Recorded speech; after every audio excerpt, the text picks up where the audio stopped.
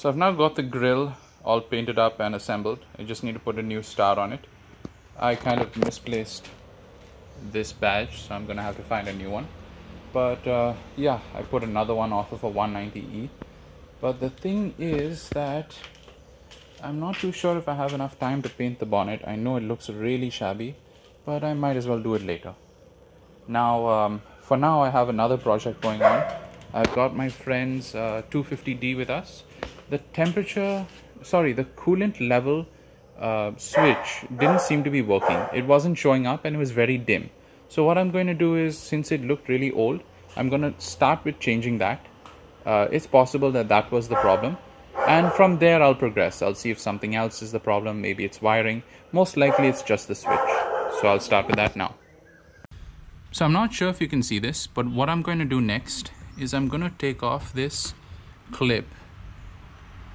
I actually did this off camera because I had to first take off the circlip, take off the switch, and then separate these two. What happens was they were fused for too long.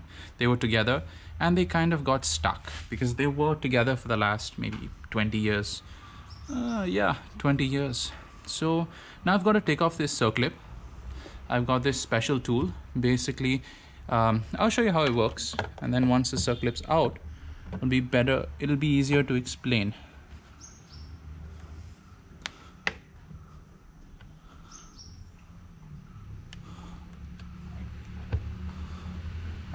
So these are oops. Okay, I'm gonna find that and get back to you guys. So what I'm going to do is I'm gonna leave the coolant switch like this in the open position so I can show you guys how this works. So now it's in the open position where it's not giving contact. I'm gonna sit in the car and turn it on.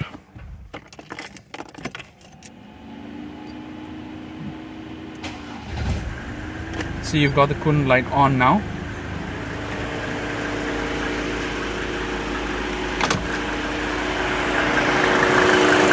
I'll fit it back in the position where it's put together.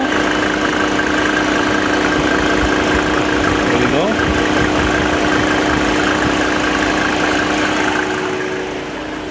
Now the light should be off.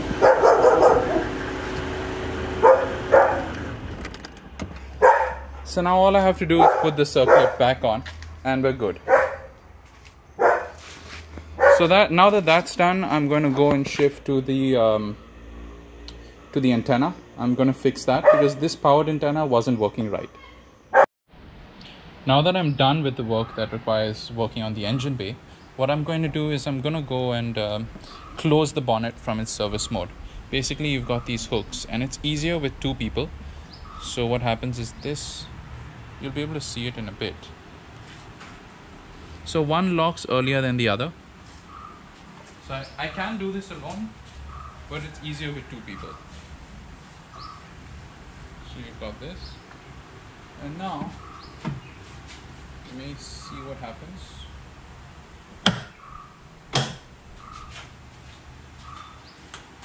So you've got a hook behind that opens up and lets this latch fall through.